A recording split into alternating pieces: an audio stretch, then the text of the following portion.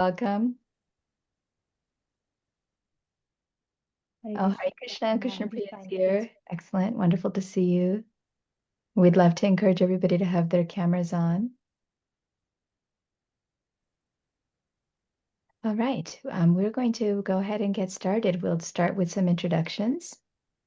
Please state your name and your current service in the ISKCON Indiana Yatra, and what you are excited about in today's session, what you're looking forward to. Hare Krishna. Dr. Khatri is here. Hare Krishna. Karuna Mataji is here. Hare Krishna. Hare Krishna Mataji, Danvat Pranamams Mataji, all glories to Srila Prabhupada. Jai Srila Prabhupada, would you like to get us started in introducing yourselves to the group? Most of you already know each other, but there's a few of my team members and a few of you as well. So. Yeah, Hare Krishna to all. So my Sorry. I don't know. Sorry about that. You have to. Go ahead.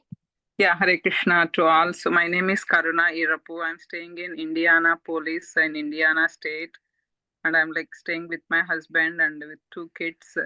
I'm following Krishna consciousness for 3 years, Mataji, and I'm looking forward to hear from you about leadership training, so that I can train my kids and I can also benefit from your training. Benefit our community also. Thank you. Hare Krishna, you can popcorn it to another person.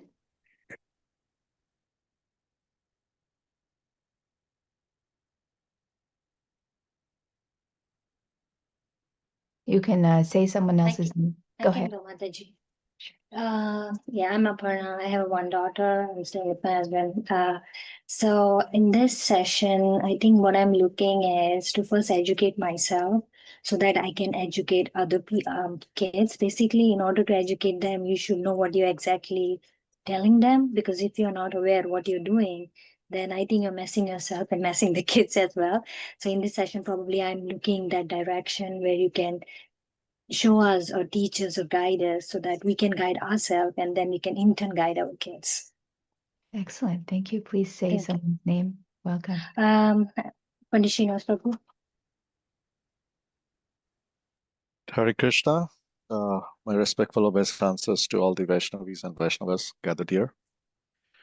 So I'm looking at, okay. So my service is in the development of the communities in Indiana and Kentucky. And I'm looking over here to help establish organizational culture when it comes to education. And that would mean,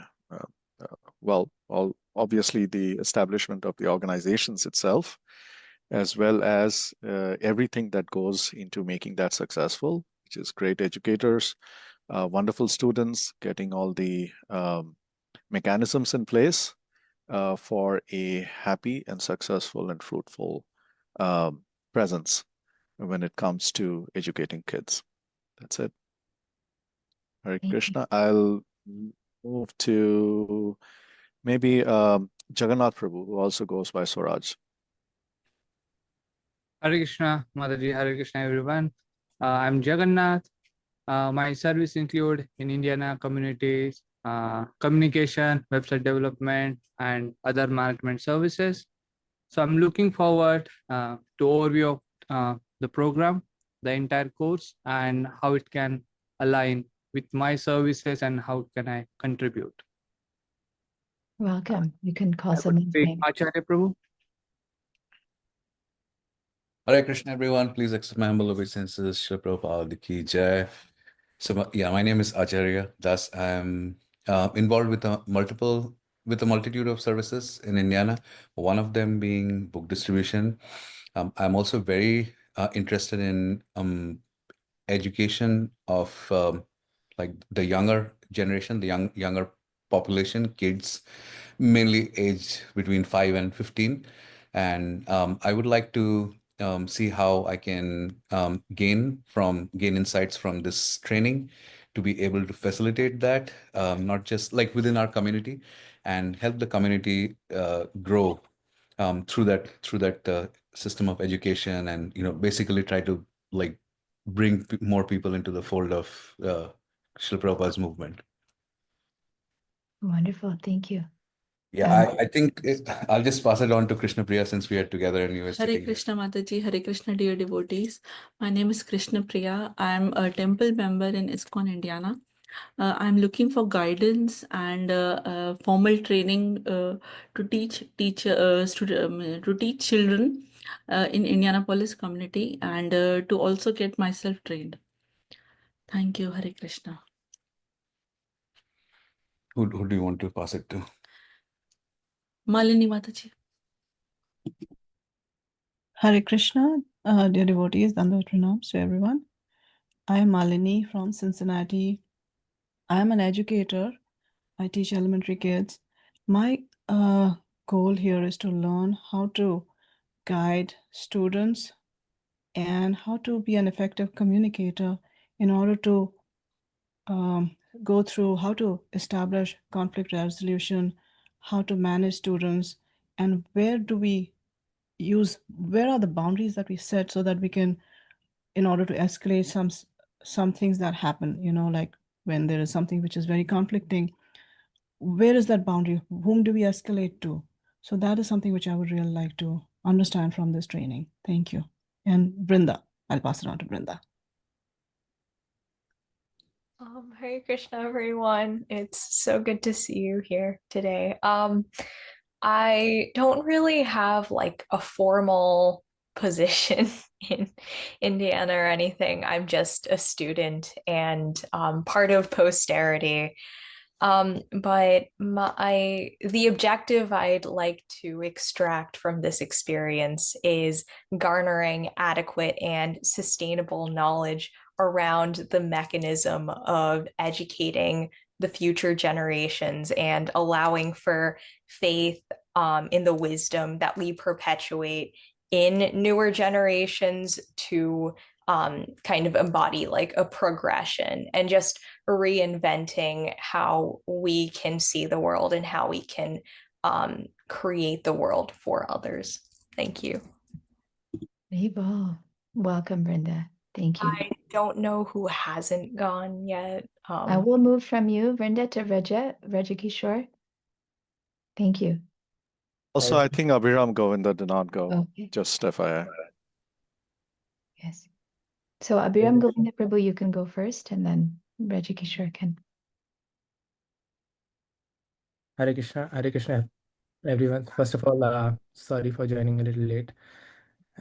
So when I read your message, I tried to put some thought to what I'm looking from this course. So as a so I'm seeing this more as as an outcome of this course. This will allow me to engage in the service in a different way, in one more additional way, which along with what I'm able to do right now. So in that way, and also as from a leadership point of view, like how to be a leader with maybe who is independently thoughtful, but as well as at the same time taking guidance and necessary inputs from everyone, and along with all of this, how effectively I'll be able to act as a leader. Yeah. Thank you, Prabhu. Raja Kishore. Hare Krishna, my name is Raja. I am here to help with tech and whatever situations may occur. Thank you. And from here, we can go to Dr. Khatri. You can introduce yourself and what you're looking forward to. Sure, Mataji. Hare Krishna, I'm Pinky Khatri. I've worked with Gopi Mataji over the last 1.5 to 2 years with leadership parenting. And I've recently started helping out with Krishna Kids at the DC Temple. I'm looking forward to kind of help with the sessions and learn along the way as well. Thank you. Dr. Khatri will be our main assistant behind the scenes. And last but absolutely not least, we have in our presence Srila Prabhupada's disciple from 1969, Mother Birmala. You'll need to unmute. Well, it's so nice to see all of you and to hear your what you're interested in. I'm so glad that you came to this class because all the things that I wrote down about you, I'm sure you'll have good answers with Gopi's teaching. She's excellent at teaching these things. And Mother Birmala is partnering with me in leadership teaching programs. She's also my mother-in-law. She was given a letter by Srila Prabhupada in 1970 directly to teach in the Dallas Gurukul. And she's been following that instruction, teaching in many ISKCON schools for over five decades. So we're grateful for her here. I want to say that the most powerful figure here the two most powerful figures here in our midst as I hear them speak are Vrinda and Reggie Kishore, because they are already embodying the goal that we're seeking for our community. And did you all hear Vrinda, how she spoke, Vrinda? I'm highly impressed.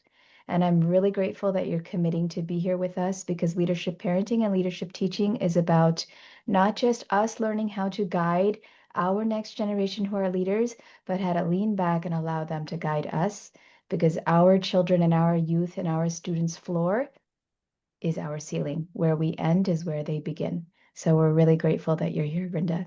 Reggie Kishore is my son, my older son. He's joining this week. He may not join for every single session. He has also guided many of the philosophies and principles that we will be sharing with you. Everything I teach, I check in with both of my teenagers and with whatever students I have around to make sure that it makes sense. So without further ado, with the blessings of Pandit Srivas Prabhu and Mother Malini Devi, we will start. I'm really excited about what you said that you wanted, because I'm really excited to see how we can fulfill all of those desires. A quick question here, Gopi Gita Prabhu. Are we recording this? I see a couple of educators on our side are absent today. They're traveling. Shamakaruna Mataji and Sirisha Mataji. Would it be possible for us to record a session and share Yes. with them? Yes, so the session is being currently recorded, and we'll place it up in the circle community that will open up where they can access the recordings.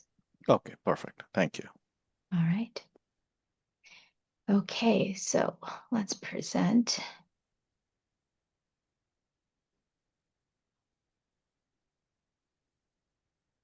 Leadership Teaching, the Indiana Educational Initiative, Pandit Srivas Prabhu, under his blessings and guidance, we have had a few discussions on the potential for your community starting a Bhakti educational society for children and teenagers. And for this teaching that we will be giving you will be applicable for anybody that you decide to teach and guide in the Indiana Yatra or whatever Yatra you're in.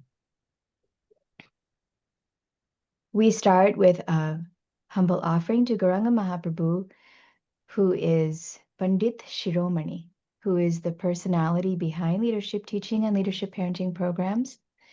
And so I will recite, and you can recite in your hearts. Ajanulambhita bhujo kanakavadato sankirtanaikapitaro kamalaya Vishwambharo Dvijavaro Yugadharmapalo Vande Jagat Priyakaro Karunavataro Vanchakalpatarubhyascha Kripa Sindhubhya Evacha Patitanam Pavanebhyo Vaishnavebhyo Namo Namaha. And I'm going to request everyone to unmute and recite the Hare Krishna Maha Mantra with me together. I'll say it first, and then I will request all of your voices together to usher in the holy name, which will make it so that our words can connect to each other during this session. Hare Krishna, Krishna Krishna, Hare Hare. Hare Rama, Rama Rama, Hare Hare. And your turn now. Hare Hare Krishna, Hare Krishna, Krishna Krishna, Hare Hare, Hare Rama, Hare Rama, Rama Rama, Hare Hare. All right, today we will be doing the fundamentals introduction. It's a 4-hour session that has been consolidated into 2 hours. These are the different subject statements that I would like for you to embody as you move through the different sections. A more clear understanding that can happen within, a 15-minute session of who you are, of what you want, of what you envision, of how you will grow, of how you will rise, and how you will commit. So you can repeat after me. Who am I? Who am I? I want. I want. I envision. I envision. I grow. I grow. I grow, I rise. I I rise. rise, I commit. I commit. So first we start with who are we here? Is this you? Are you a servant leader? You know your life has a unique, specific purpose to offer. You want to achieve what you meant to do. You're committed to leading others in service, and you go the extra mile when you complete your tasks. As I think about my short visit to the Indiana community for Rath Yatra, it was very clear to me that I am speaking to a beautifully powerful community of servant leaders, and I'm very grateful to be in your presence today. You are a focused bhakti yogi. Your aim is one, Krishna. Your goals are the highest on this planet. You wish to reach the spiritual destination, taste the nectar of their holy names, and distribute that to everyone, while also lessening your vices of lust, anger, and greed. You want to guide individuals who are CEO standards. Leadership training is of the highest material and spiritual caliber. Those that enter these spaces are looking for high material and spiritual achievement. You know materially that you are also extremely capable and successful. I believe we have a PhD in our midst. We have a COO in our midst. We have a CEO in our midst. We have a director manager at a large company in our midst. You know you want to guide teams and you want to help them more than your boss can. You want to level up and raise money. You want this for your students also. You also want to train students with impact. So not every single person in this room will be directly working with the 5-year-olds and the 15-year-olds. Some of you may also be working with the bhakti yogis that come in your area, which you may already be doing and training them. So that's why I say students instead of children. You want every one of your students to make their mark on this world, and you want them to fit in those 3 categories: servant leaders, bhakti yogis, and CEO standard. You want them to level up step by step, and you have high expectations of them. However, you face communication challenges, they don't listen to your instructions, the kids may ignore you, your team members may argue with you, you may feel misunderstood and frustrated. Even amongst our family members, Mataji mentioned that she wants to learn how to resolve conflict. She's a teacher here, an educator here. Thank you, Malini Mataji, for being present. And so this feeling of being misunderstood and frustrated when challenges arrive, it is also present with all of the positive desires that we have. With miscommunication, we also worry that we'll never be able to get things done. When you ask your teams, your students, your children to do something, they procrastinate, argue, ignore you, or do it incorrectly. The backpack is not hung in the proper place. The file has not been submitted on time. The table is covered in dishes, and it makes you feel exhausted and annoyed. Focused school work. You want your students to do their tasks, their lessons properly. If you're working with adults, you wish for them to complete the deliverable that they asked you to complete. And this makes you worried and stressed because they rush through it and they don't understand key concepts. And the entire environment is filled with friction. What happens when we're bhakti yogis and we're trying to work on all of these mundane material tasks and communication? as well as our spiritual practices, is we feel personally unmotivated spiritually.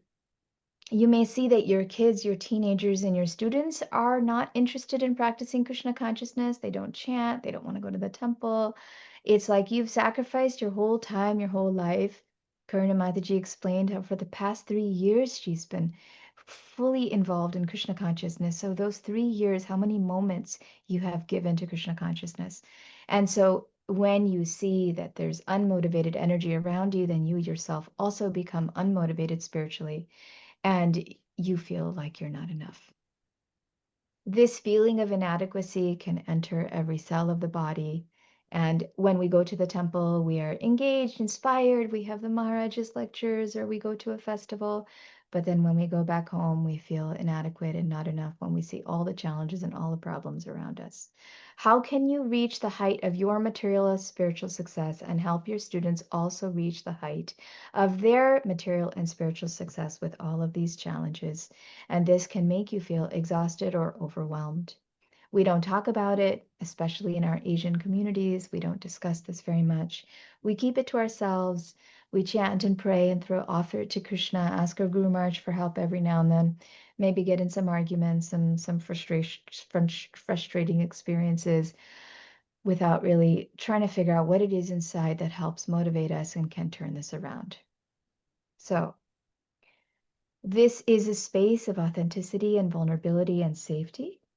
And I would love to hear from you out of all 10 categories: servant leader, bhakti yogi, CEO standard, on and on. If there's anything in this that resonates with you, please type in the chat if something here resonates with you. And even more, if you'd like to share deeper what resonates with you, you can type that in the chat as well. What specifically out of all of those things resonate with you?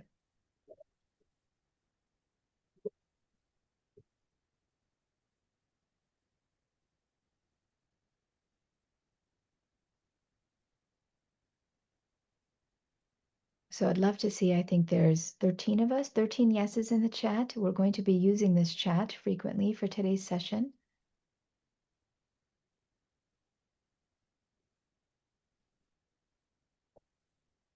Any ball. Acharya Prabhu, Mother Krishna Priya. Wonder which one of you said this.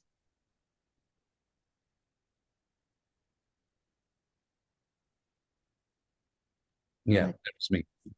Excellent. Thank you, Acharya Prabhu. Thank you, Mother Malini.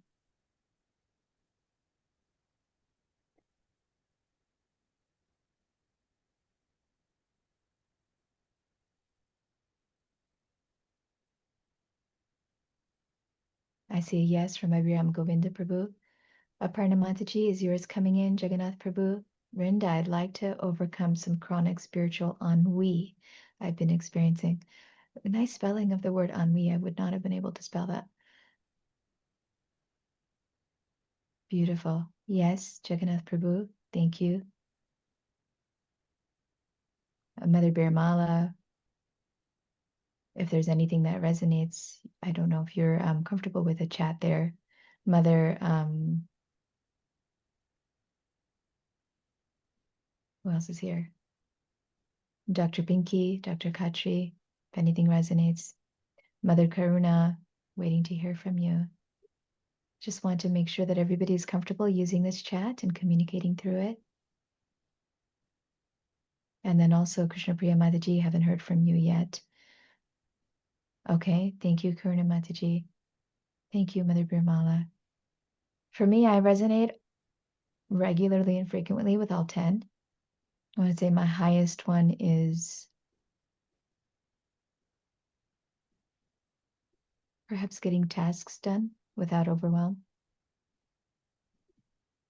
Yes, Aparna Mataji, thank you. All right, that's everybody. So I'm going to give a quick introduction. I taught lower elementary and high school for 25 plus years at the TKG Academy and at schools in Laguna. I started 5 schools, and I've been recently working with 11 schools and businesses, scaling them from 2 to 5 million, and recently one hit 8 million as an executive coach and an educational consultant for over 100 plus schools for the past 8 or so years. My story is that I was raised in Gurukula in Srila Prabhupada's ISKCON schools in the 1980s, 1970, late 1970s and early 1980s, and spent my entire childhood learning from the best educators, both materially and spiritually. I wanted high academic success, so my husband and I noticed that in our temple environments, the students that were there, our generation, had high spiritual but very less lacking in material success. Most were Americans when we were growing up, and most of the kids left Krishna consciousness because there wasn't an ability to balance both the spiritual and the material. And then the atmosphere shifted in the 2000s to the opposite, where now there was a lot of focus on the spiritual, but not, I mean, a lot of focus on the material in the 90s and 2000s, but not much focus on the spiritual. And it's either one or the other, difficult to have both together. So when we came to Dallas and started at TKG Academy, actually, when we began our first preschool in Laguna Beach, we wanted to do both high academic and high spiritual success, leadership positions in society, deep Krishna conscious practices, and students that will guide humanity. Bhaktivinoda Thakur has promoted and predicted that one day high court judges in this country and around the world will be our students, will be proudly promoting bhakti practices very confidently to everybody they meet. And that prediction is what guided the production of Leadership Parenting. Bhaktisiddhanta Saraswati Thakur also showed and exemplified this yukta vairagya, high spiritual, high material success, with taking on the Western robes and clothing, stitched clothing, and driving in manufactured cars. In those days, quite a achievement for a guru, quite a big, bold statement for a guru. And here's some other pictures of our predecessor acharyas who guide our path every day. In 2017, I came home. My older son, who just happens to be on this call, usually is not here with us, had already at the age of 14 graduated into college courses from the TKG Academy Gurukul / private school that we had been working with for 14. By then we had been there already for 10 years. I felt like we achieved that high academic and spiritual success because our kids and their peers were already practicing Krishna consciousness and making their mark in the world.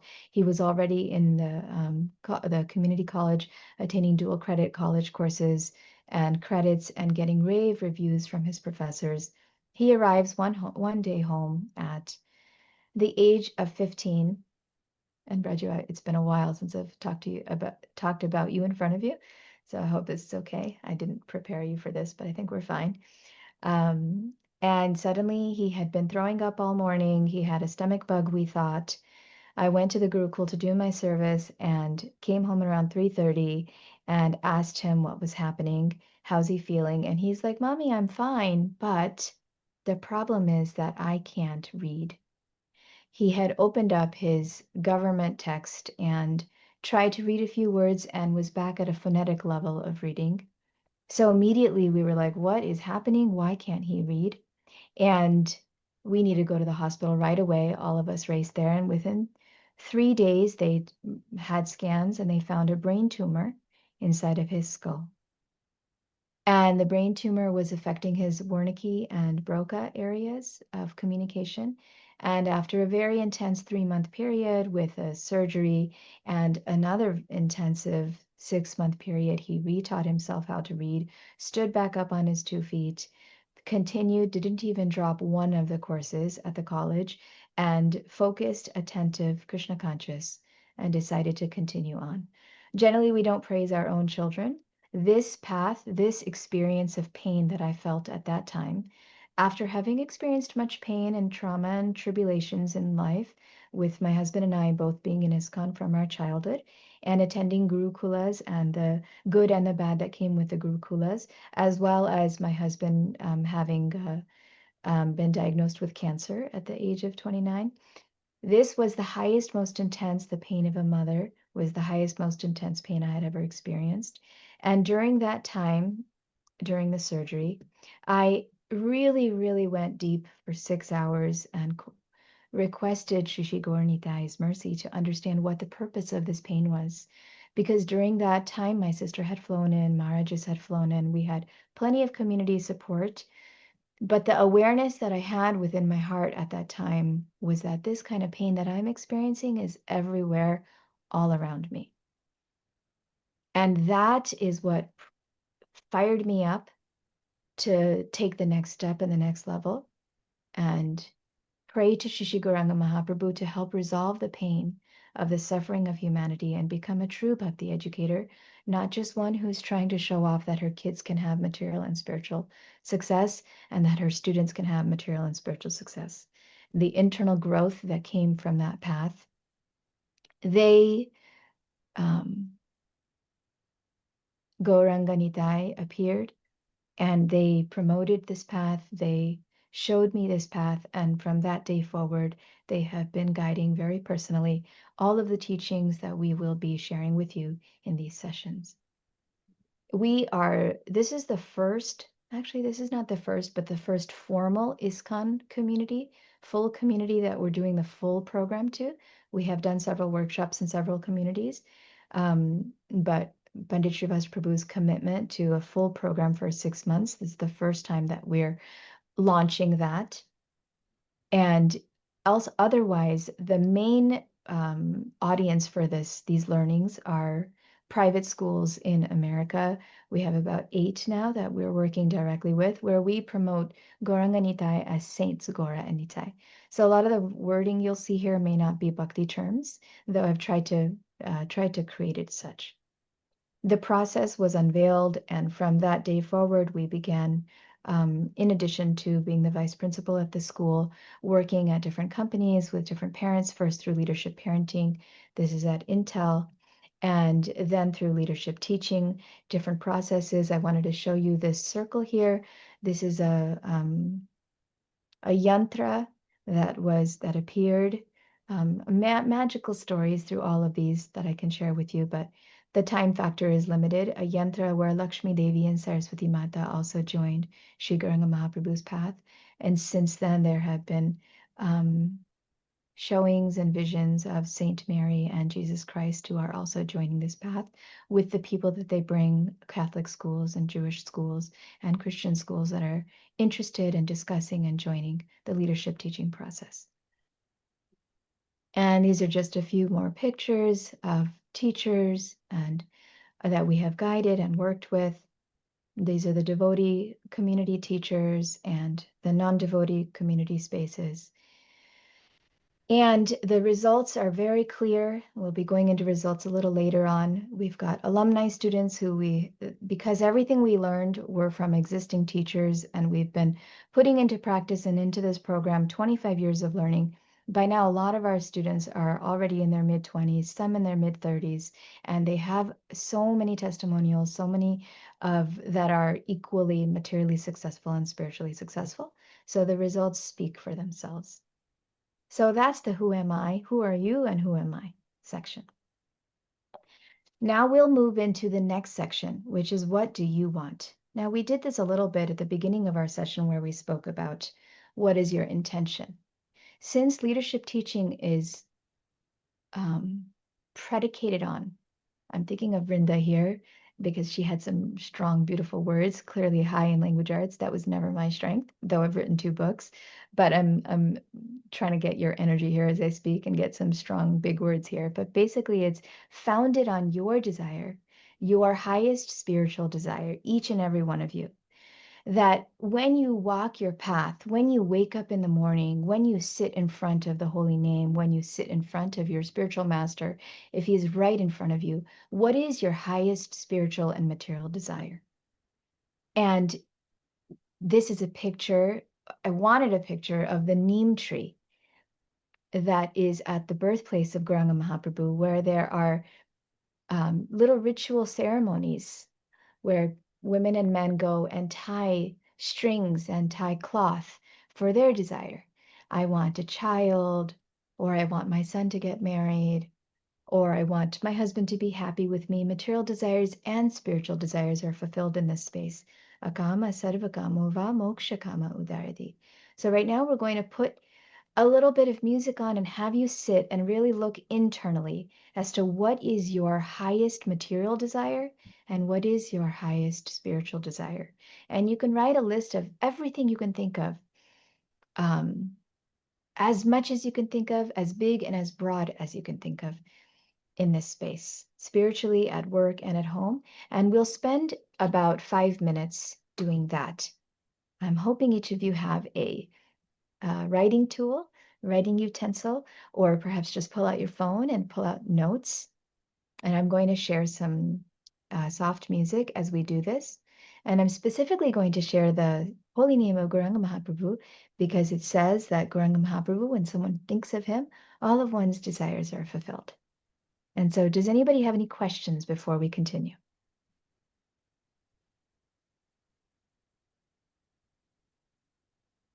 All right, so you're all clear on what you need to do. So I'd like at least 3 desires. So we'll write for 5 minutes and write out everything you wish for. You're in front of a Kalpavriksha wish-fulfilling tree. And in addition, think of the 3 ones that you will drop into the chat after 5 minutes.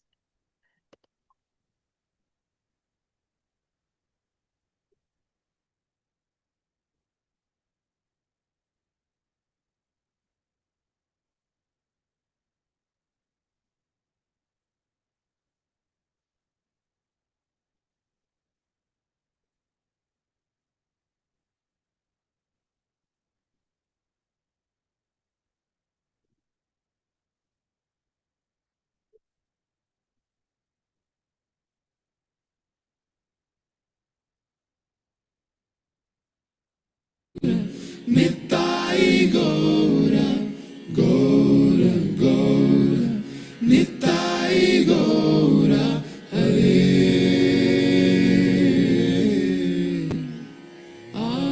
Gora, Gora, Gora, Gora, Gora, Gora, Gora, Hare.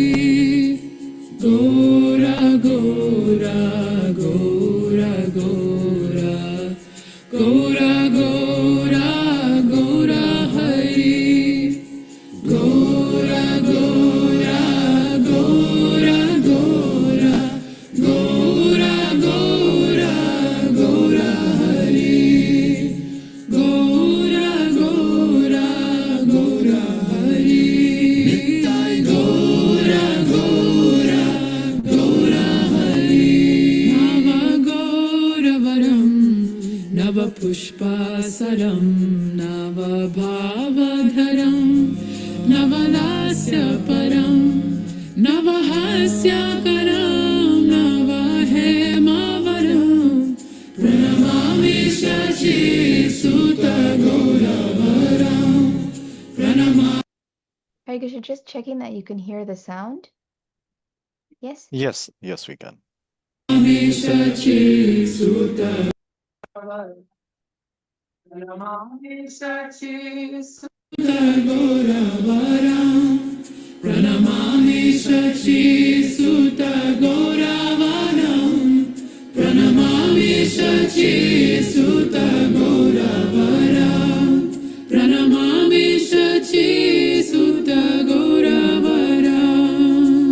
Gora, Gora, Gora, Gora, Gora, Gora, Gora, Hare.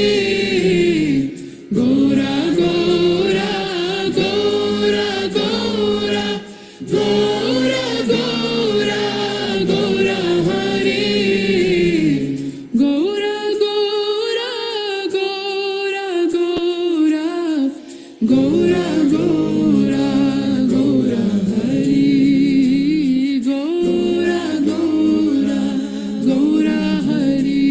Karatala-valam, kalakantaravam, mriduvadya suvinikaya madhuram, nija bhakti gunavrita-natyakaram, pranamami shachi suta gauravaram. Krishna Keshava, Krishna Keshava, Krishna Keshava pahi maa. Rama Raghava Rama Raghava Rama Raghava Rakshama. Krishna Krishna Krishna Krishna Krishna Krishna Krishna Hai. Krishna Krishna Krishna Krishna Krishna Krishna Krishna Hai. Krishna Krishna Krishna Hai. Krishna Keshava Krishna Keshava Krishna Keshava pahi maa. Krishna Keshava Krishna Keshava Krishna Keshava pahi maa. Rama Raghava Rama Raghava Rama Raghava Rakshama. Rama Raghava Rakshama. Arunam Nayanam Charanam Vasanam Padane Skalitam Svakanamadharam Kurute Surasam Jagata Jivanam Pranamami Sachi Suta Gauravaram. Pranamami Sachi Suta Gauravaram. All right. I would love to hear from you all, actually dropping in the chat what your top 3 desires or 3 desires, intentions, sankalpas that you would like to place in this space. Now, this isn't set in stone. Tomorrow it may change. Next session it may change. But for the purpose of today, what are the sankalpas for this entire program? For yourself.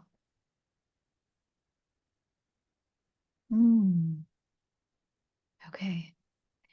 I want the capability, the adhikar, to understand what the Lord wants from me, the perfect alignment of my desire with His, and the empowerment to carry out that mission with love, joy, and care. Thank you, Pandit Srivas Prabhu is our leader in this space. He is the personality who Sri Chaitanya Mahaprabhu has brought to lead ISKCON Indiana into the future. So we're so grateful to have you here with your sankalpa here.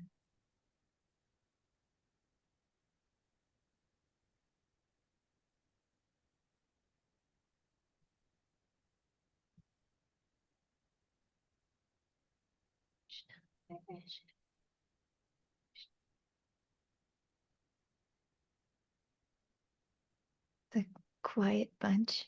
Anyone else? There we go. Dr. Khatri, Hare Krishna. Oh, I want my clinic to run on autopilot where I can just go in 2 days a week and build trust and credibility to open up a program for children. I want to take the teachings of the Gita to every child across the world. I want to guide the 3 little Vaishnavas in my house and give them a solid foundation so they can be materially successful while being deeply in the mood of serving the Lord. Hare Krishna. Thank you, Dr. Khatri. Mother Malini, I want to help women write and chant with attention. Oh, I want to help women. I want to write. And I want to chant with attention. I can imagine that Vrinda's gotten her literary skills from you, Mataji. Excellent. Thank you. Thank you. And Jagannath Prabhu, I want realization of I am the eternal servant of Krishna and a spirit soul. I want to share Bhagavad Gita wisdom. I want to rise above material desires and lust and anger. Okay, thank you. These are like ahutis, is that the term? As we set these sankalpas.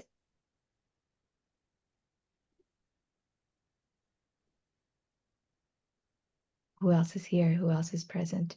So these are all identities of your future selves, future identities of yourself that will manifest, that will show up. And so we're inviting into this space your future selves with each and every one of these desires.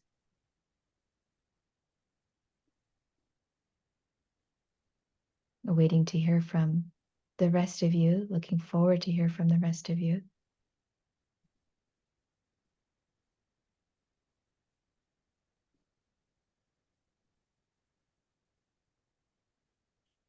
Perhaps I think you're typing. Perhaps one of you can say it out loud so we can fill the space.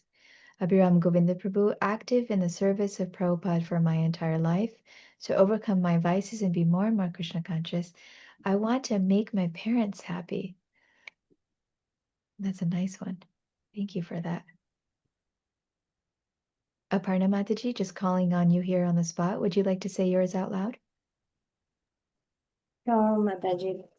Since I'm just the beginner in this, my first focus would be like I want to chant without any offenses, so that I can, because I have read some of the Prabhupada's book, and that's the first step that anyone should be taking. So my only request, and sincere request, would be like I just want to chant as much as I can, so that my heart becomes pure. I can feel the love for Krishna. And then, because with that attitude, I think only I can serve other Vaishnavas. So my only thing would be I want to chant without any offenses and just chant as much as I can.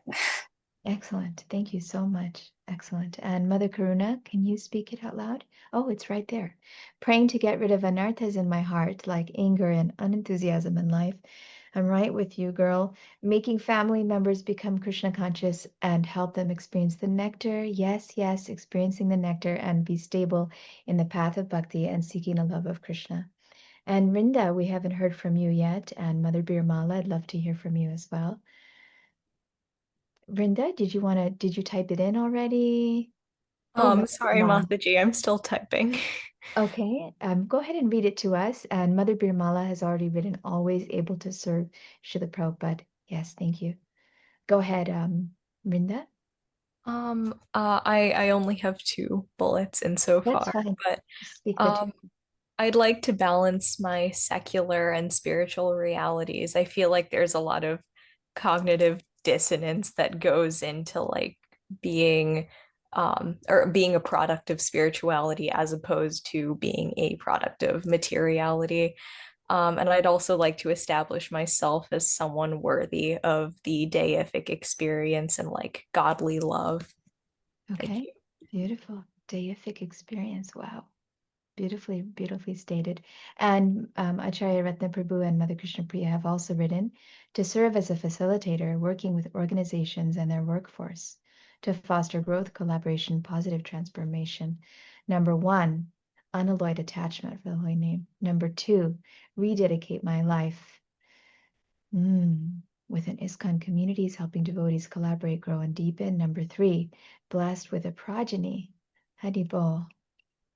This is an intention we're offering. Gauranga Mahaprabhu is with us here. Blessed with a progeny who can lovingly share Krishna consciousness, nurturing them to become sincere devotees and instruments of Lord Chaitanya's mercy. Excellent. All right.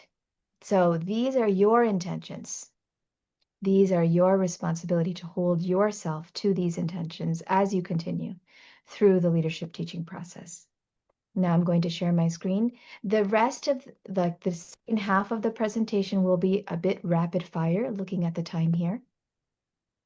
And so if at any point you'd like me to pause on something, please drop in the chat and I will. At the end of this next section, we will have breakout rooms, so you know what's coming up. We have just completed the I want, and now we move to the I envision. The business of leadership teaching. So in the old days, educators were Raja Rishis. The highest forms of educators were not just sages, who are the educators, but also managers and administrators, Raja Rishis. And even higher than that is a Maharishi and a Brahmarishi. This business of leadership teaching is executive coaching, MBA principles tied in with educational objectives like lesson planning and getting kids to say no, how to say no to kids, how to get them to be quiet and pay attention, classroom management. So all of that together is what leadership teaching is, that can be used both for an executive company space and for a school space. The thing is that most teachers and most educators don't really want to do business administration and management.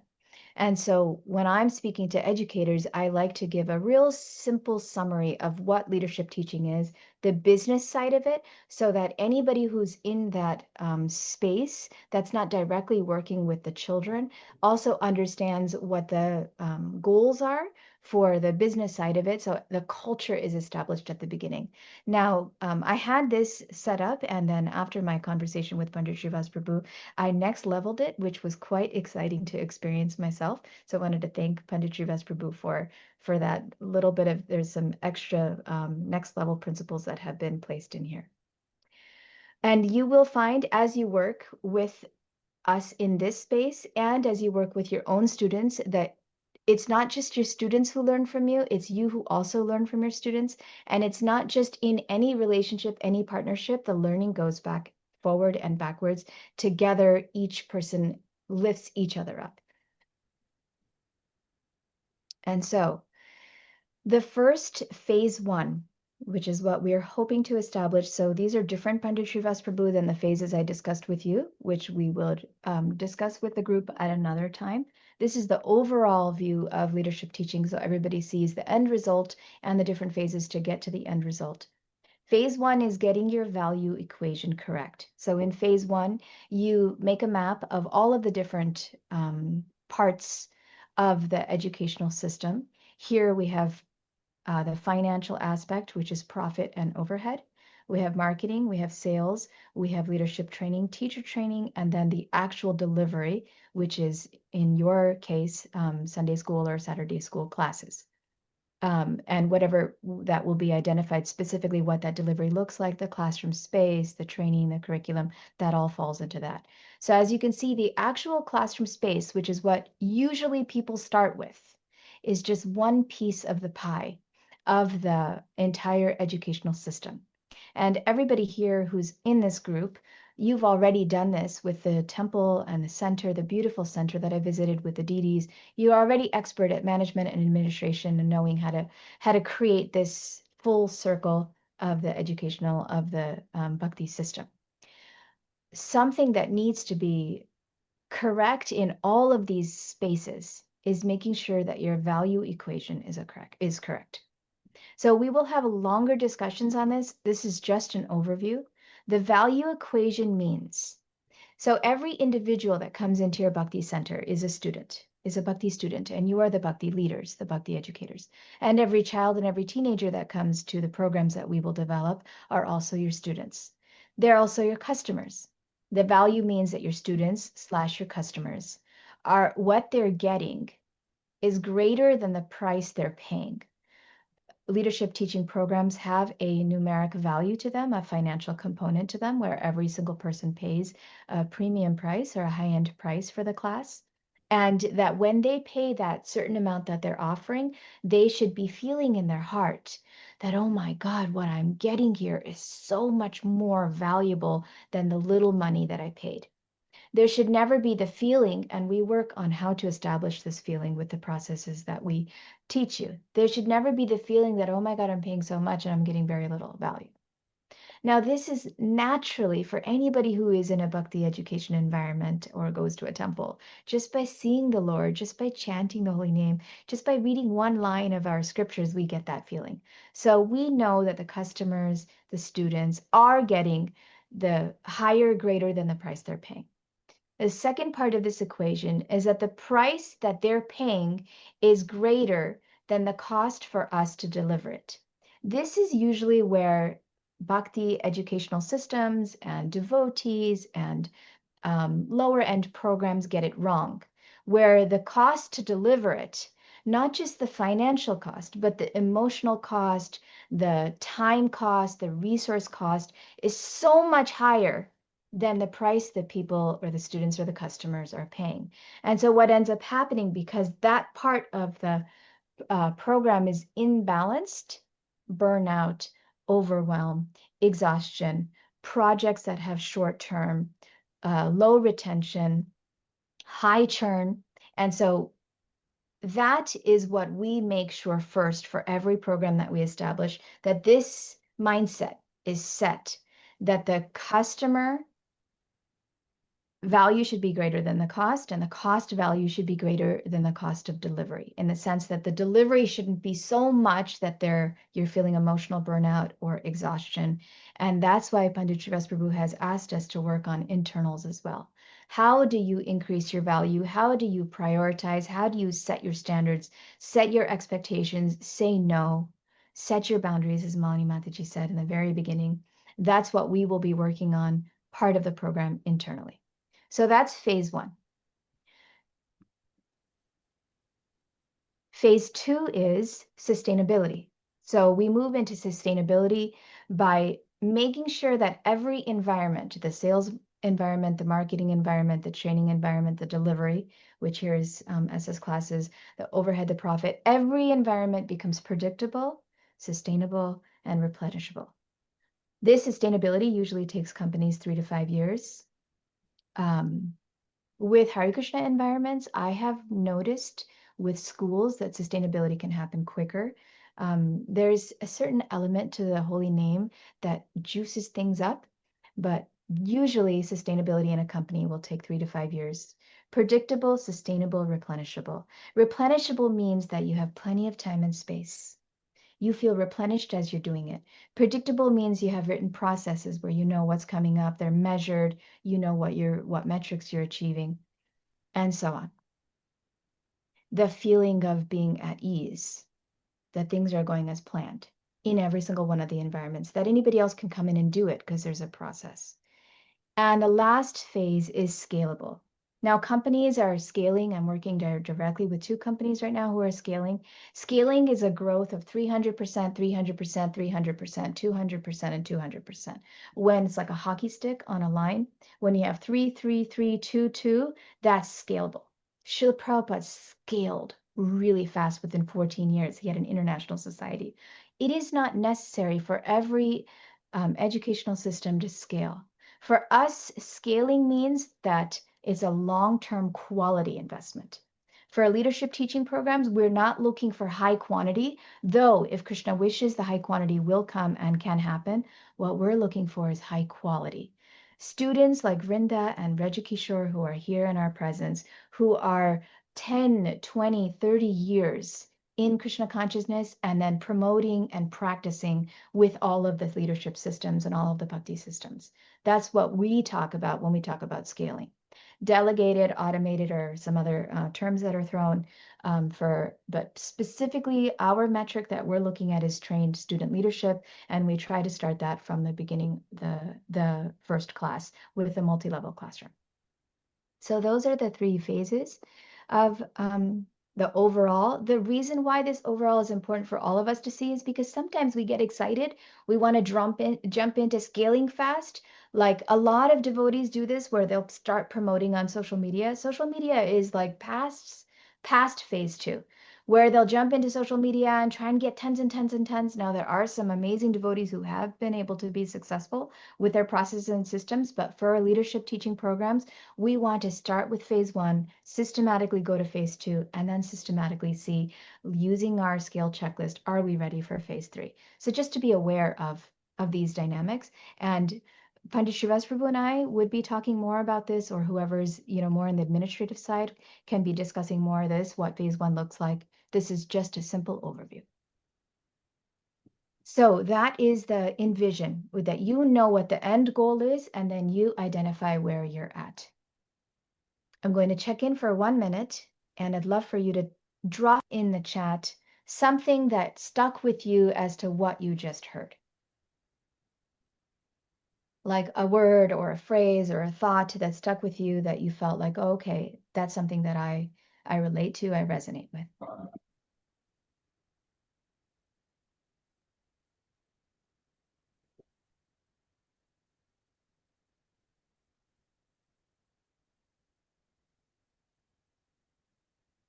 The quality of the deliverance should be more than the cost. Yes, thank you, Aparna Mataji. I like the overall formal and mature roadmap. Thank you. This is taken from Brian Franklin, who is my mentor and my coach. And he has coached 11 businesses in the billions. He has helped 11 businesses reach billion. billion. Balance of value equation. Thank you, Mother Birmala.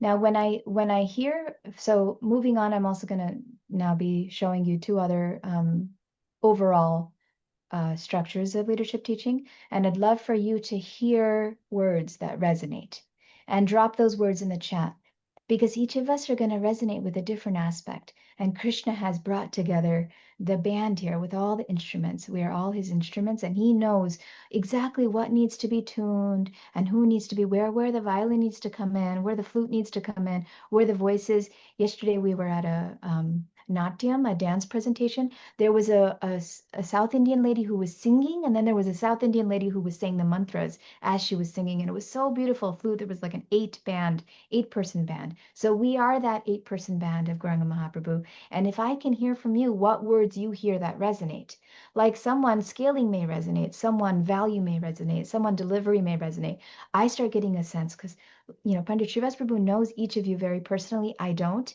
I start getting a sense of who you are and what you turn to, because I like to review the chat afterwards. So from here on out, if you can type in if a word resonates without me having to pause, just type in that, oh, this word, I liked that thought, or I liked those 3 words, or whatever. Sustainability, Karuna Mataji, she liked that. Thank you, Karuna Mataji. And then I get a sense, and Karuna Mataji, for all of us here, has a PhD. And so I'm also hoping that I can meet her level of intelligence here. All right. That's a lot of studying for a PhD. All right. Next is I grow. So now we're going to go over the 4 processes, the 4 areas that we work on with leadership teaching processes. We're going to be picking and choosing from these specific processes according to your needs as I get to know you more. In this session, I'm not getting to know you so much. I'm giving you the infrastructure of it. In following sessions where we have more practice and through speaking to Pandit Srivas Prabhu and each of you all understand more what your specific needs are. The GROW framework is an executive coaching that's multidimensional training. So most school and business coaches will either focus on mindset or relationship or productivity or business strategy. It's very rare that they will do all 4. And so what we do is all 4, so that full, well-rounded systems and processes internally and externally, individually and collectively for the entire environment. So if you see on the X-axis, there's individual and collective systems up at the top.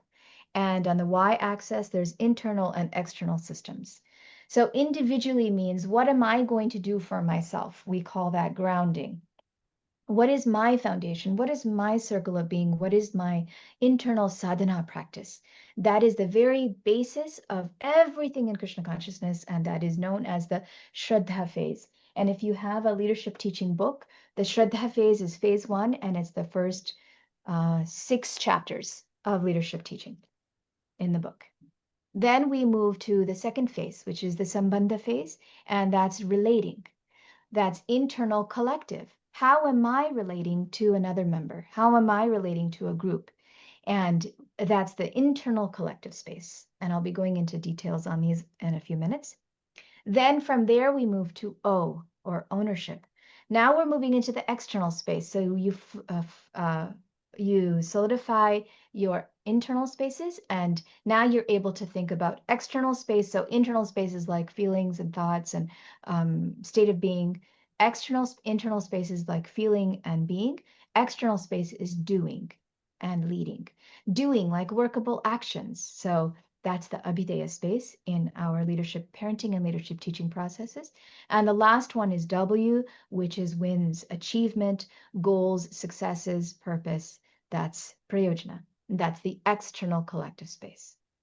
So moving more into the details of this, the first space of grounding is you ground yourself in inner strength. You develop trust, authenticity, identity, vulnerability, personal growth, being fully rapport with your inner self and your Paramatma and your relationship with the Lord.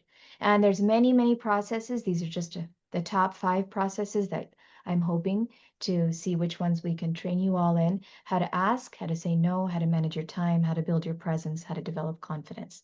You want it so that when you walk in a room, say you're in a room with a bunch of 5-year-olds, that when you walk in that room, you are grounded enough and settled enough that within 10 seconds or 5 seconds, all of those 5-year-olds can become quiet and listen to what you're saying. You want it so that when you walk into your temple and you have a whole room full of Vaishnavas or visitors, that when you have to make an announcement, your voice is low, you're able to get the room settled and quiet and peaceful, and everyone is there ready to hear you. A person who exemplifies this so excellently is Nrsingarupa Prabhu, who is our temple president here, who also went through the TKG Academy system. So that's grounding. You also want it when conflicts and challenges arise, that you have the processes and you know how to work through that, because you have your internal processes set of your own emotional regulation. And I believe it was Aparna Mataji, you're the one who said that I want to fix myself first so that then I can lead others. And that was key. And that's the first stage here in our grow process. The second one is relating. Now, this is in with others, with your teammates, with your students, with the people around you. Empathy, we have empathic communication courses. Collaboration, strengthen your relationships and guide students to connect meaningfully with others. So you're doing this for yourself and you're doing this for your students side by side. So in this, we teach levels of hearing, empathic communication, I statements, hear sentences, conflict resolution, how to attract students' attention at different times, and parent communication. Also, community communication, resolving conflicts is in here. Then number 3, we have the ownership space. Now, these are more soft skills. The grounding and relating are internal soft skills, though there will be actual tangible things like how you speak sentences and what sentences you speak, how you give instructions, how you ask questions. That's all in the first 2. Ownership is agency, tasks, motivation, setting boundaries, taking accountability, like they were supposed to submit this by this time. What do I do if they don't do that? And just the Rishikesha Rishikena Sevayor Bhakti Ruchite, that's Abhideya Bhakti Siddhanta Saraswati Thakur says, is devotional practices. This constant development of I need to do this, and these are my tasks. Our sadhana bhakti is part of it. But even just in a general administering of a classroom lesson, what are the routines? What are the procedures? What lesson plans do we have? What is our curriculum? A decision ladder. How do I get the children involved in their own routines and decisions? How do I get them to want to put the pencil away and sharpen their pencil and not talk when we're talking and focus on that? Let's say if we're in a regular school, math, the 25 problems on their math page, instead of just like diddle-daddling and getting it all wrong. And how do I keep them accountable to what they're going to do? So that's Abhideya space, which is all workable actions and tasks oriented. So grounding is self-leadership, relating is relationship-oriented, ownership is task-oriented, and the last stage of leadership teaching is your wins, your achievements, your prayojana. Now, for a Vaishnava, a win is in the practice, which we'll be going over shortly. But in this space of W, where you're feeling the flow of bhakti and you're feeling this constant transition of all of these relationships and tasks that are now fortified are coming up in results. There's this beautiful story I was reading. I'm going to get sidetracked here, but in this book that just came from the Venu Gita, I believe, that just came from Shriram Maharaj. And Sri Krishna is leaning up against a branch, hiding and watching Srimati Radharani walk. It was the Gopi Gita book, I think, that just came. And as he leans on the tree becomes so ecstatic that every single branch erupts in flowers just by his very presence. And Srimati Radharani is walking by and she notices that tree has erupted in ecstatic symptoms of flowers, that now as she's walking, the tree that's like grazing on her also erupts in ecstatic symptoms of flowers. And I was connecting these flowers as results. For us, wins means results. Prabhupada says preaching means results. Results means you are listening from your classroom as your student is talking to their parent about that Bhagavad Gita lesson that they just learned and how it relates to what they did at school. It means your parent, the parent at your school, is calling you and saying, oh my God, Mataji, my kid just XYZ'd something that you taught them at the school. Results means when you see someone you have guided, like here we have all of you being guided by Pandit Srivas Prabhu, and when you see that someone you have guided is taking the next step, is getting initiated, is wanting to chant, or maybe they're just having a grand old time and they want to go to the temple and they're enjoying going to the temple, and maybe the kids are inspired and are doing dramas. And that's what results looks like. And so results immediately means leadership. And so in leadership parenting, we don't bring leadership in so quickly because there's a lot of parenting things that need to be done that are results oriented, that are not leadership oriented. In leadership teaching, we bring in leadership immediately. And it was so beautiful to hear that the same vision is of your leader, that he was immediately like, we want leaders.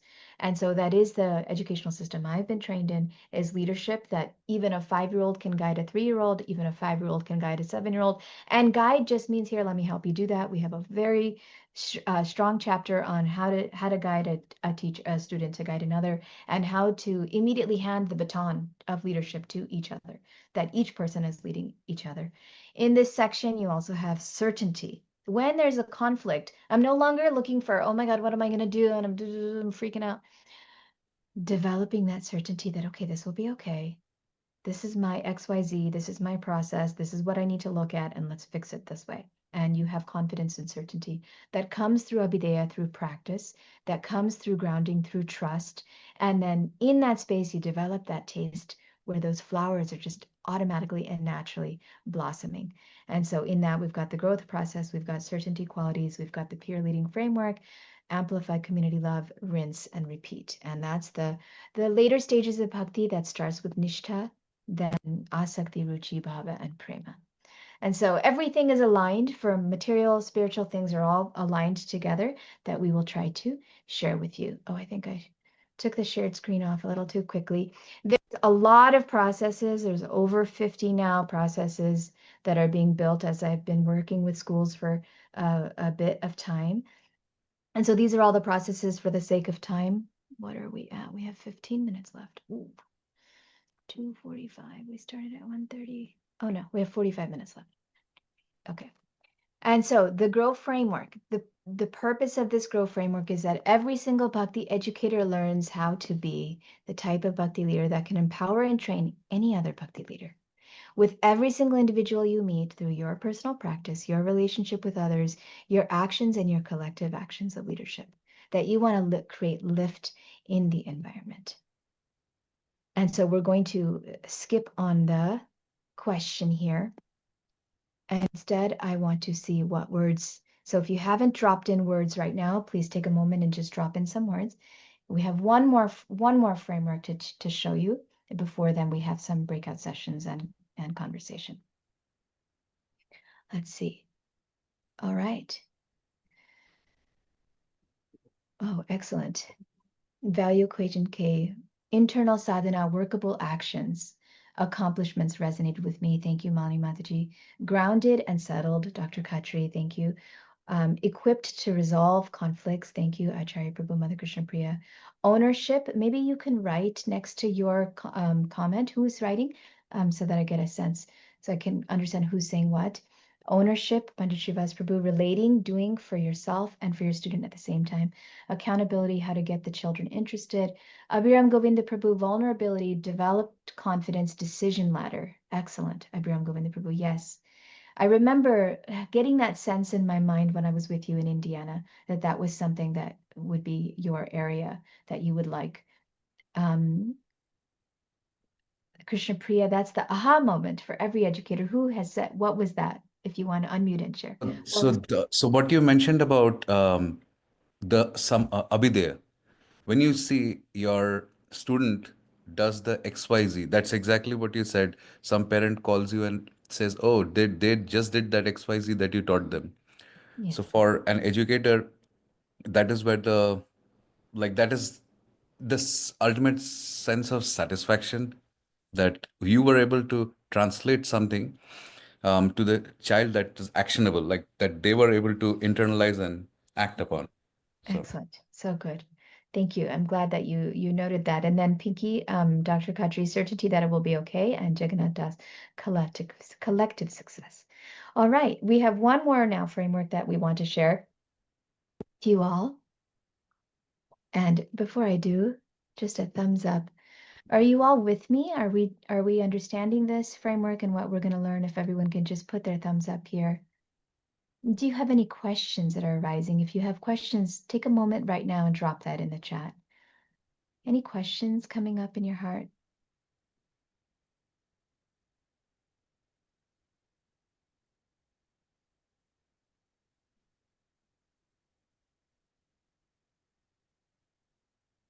Hare Krishna Mataji, I'm having one question. So you explained very nicely about this grow, like each and every point, what does it mean? So my question is like these things like has to go like sequentially or has to go like parallelly? That's what my question is, Mataji. Very good question. It's not sequential. It can be sequential, but depending on what comes up in our sessions, we will focus on those sessions. Like what I do is I will hear from you where you're at, and then I will take from whichever frame that I'm going to be teaching and craft it just for this specific group. Okay. So depending on where you're at and what we're doing. Okay. Thank you, Mataji. All right. And anyone else, if you have questions, drop them in right now, because the more I hear from you, I'm just jibber jabbering and talking here. The more I hear from you, the more I can understand what's next for you all and what to bring in for the next session. I mean, we have our system, that I'd love to hear how this is resonating and what questions you have. So I'm moving now to the next. Now, the next is the internal space. And this is also an overall structure where all of the process will fit into this. So we have 3 here that we're sharing: the circles, where you saw phase 1, phase 2, and phase 3. Then the second one was these 4, this Punnett square, these 4 quadrants of the workable, the internal, external, individual, collective. And now this last one is very deeply internally how we're going to rise our students and ourselves consciousness-wise. Those are the 3 overall structures of leadership teaching. There's a lot more here that we will be, but this, you can see everything else will fit into these 3 structures that I'm sharing. So I grow is checked off. You've just learned what the grow process is and how that relates to what we're doing. Now we move to I rise. 5 layers of consciousness. This is a really exciting process that I've only shared with non-Hare Krishnas. This is new this year, and this is not in the book. And I'm really excited to share this with you all because I get to share the bhakti aspect of it, because everything I'm sharing to non-Hare Krishnas, I'm not able to say the Sanskrit words. And so when we're interacting with another human being, in every conversation that we're having, whether through the words that they're speaking or through the tasks that they need to do, there's a certain level of consciousness that they're at. And if you understand the 5 layers, 5 levels of consciousness that they have, then you will be able to understand how to meet that and rise them up. Also, when we're interacting with ourselves, when we are meeting some kind of a phenomenon or situation or stimulus, or someone says something to us, we also fall into the different sets of the 5 layers of consciousness. And we can continually question ourselves, what layer am I at right now, and what's happening, and why am I there at that layer, and how can I meet myself at that layer and then rise up. So I'll be teaching you all of that in the upcoming months that we work together. But first, I'll show you what these 5 layers of consciousness are. This is the I Rise system. And Dr. Khatri and Mother Birmala, this is new for you too. So I'm really excited that you both will be doing this with me, hearing this with me, and Raju. The first layer is pure love consciousness. We're going to start with the 5th layer. Your eyes can go down. Artho. So Krishna says that there are 4 different types of human beings who come to me. Artho, Jigyasur, Artharthi, Jnanicha. And then he describes the highest type of Jnani is one who is a Prema Bhakti Yogi in chapter 6, text 47. So the lowest layer of consciousness that attracts Krishna attracts to them, is the distressed consciousness. This is also a mundane framework for executive coaches where we work with the internal state. And in that, consciousness, the different layers of consciousness that we identify is the person speaking to us, our client, our student, the conflict that we're involved in. Are they in trauma consciousness, victim consciousness? Or how are they distressed? Are they below the line? So there's an above the line, below the line philosophy in conscious leadership programs. Below the line is someone else is doing it to me, and above the line is I'm taking accountability. So distressed consciousness is below the line. Emotional inheritance, like the generational legacy of pain and control that may be coming from all of us have that, whether we're American or Indian or Chinese or Mexican, and the drama triangle, all of these frames are set in distressed consciousness. So I'll be teaching you these and teaching you how to be aware of them and how to rise, how to meet them there, the person there or yourself there, and how to rise through that. Then we move into Jigyasur, which is seeker consciousness. So now I'm not overwhelmed by my distress anymore. I'm curious, like there must be a better way. I haven't yet dropped into artharti or motivated and accountable and agency. I'm still at the like, okay, I'm curious and I want to know how to get better and I want to figure out how to do this. That's the jigyasur consciousness, where you learn how to turn your unconscious states into your conscious states. You learn what your limiting beliefs are, what your powerful beliefs are. You learn about subtle power dynamics and projections. You learn about ecology. So change management comes into this for companies. And you are aware of your physical states of being, like how you feel when you walk into a room, when you speak to a specific person, and you will be trained in that. Depending on how much time we have, we do training in that in leadership teaching. So that's the seeker consciousness. Above the seeker consciousness is purpose-driven consciousness. Purpose-driven consciousness is now artharti. I'm looking for an outcome. Now, Prabhupada translates this as economic development. I'm looking for a goal, for a win, for a result. This is workability, taking actions, similar to the ownership category, where you're motivated and you're outcome-oriented. Then above that is knower consciousness. Knower consciousness is where most of the spiritualists in America lie. They're all about spiritual unity and we are all one and we're part of the universe. And this understanding that we can manifest anything. There's a lot of manifestation gurus that you think about it, dream on it, and it'll happen. Knower consciousness is this for us feeling that not just the impersonal, that Krishna is the taste of water and Krishna is the leaves in the wind, but also that Krishna is Paramatma and he is everywhere, and that everything we do is guided by the Supreme Lord. When you enter knower consciousness, you learn wise strategy, non-linear growth, emotional quotients, process-oriented. You move from results-oriented to process-oriented, and you become practiced, trusting, and confident. And that's a jnani. And then the last for us is bhakti consciousness, pure love and devotion. Spiritual unity. Every person you meet, you know that they're there for a reason and Krishna has sent them. Pure and deep connection with each other, with not just the moving living entities, but also the non-moving living entities and also the non-living entities. Universal action, where you see that your action that you're taking is a part of a global, a community, societal, and global initiative, where you're able to notice that it's not just you moving forward, but everybody is moving forward and that you're just a small part of that, but you're able to envision the greater part of that. Personal inner guidance with humility. And so we're going to go a little deeper into these now. The first one we explore is distressed consciousness. And as I do this, I'd love for you to think about yourself. Now, this isn't bad if you're in distressed consciousness. When Krishna says in the Gita, Artho Jigyasur Artharti, Krishna gives just as much love and attention to someone who is in distressed consciousness as someone who is in the bhakti consciousness. If you look at the pastimes, the Leela of Krishna and of Chaitanya Mahaprabhu, Srimati Radharani picks up the jackal. Radhashtami is coming. So the jackal, when I'm in distressed consciousness, which does happen frequently because I'm in this body, I think of, oh, Srimati Radharani, I'm like that jackal who was screaming and crying. She picked up the jackal. The gopis were trying to shoo it away. And Lalita brought the jackal to Radharani's lotus feet, and she picked up the jackal and held the jackal in her hands and let the jackal feel fully peaceful. So that was a distressed consciousness example. And so distressed consciousness is it shows in three different ways. Now you can think of this for a 5-year-old, a 12-year-old, or a 25-year-old. Trauma. Trauma shows as freeze, rage, grief, disassociation, immobility. I hate them. I'll never speak to them again. I can't do this. Crying, screaming. That's trauma consciousness. That's the lowest level.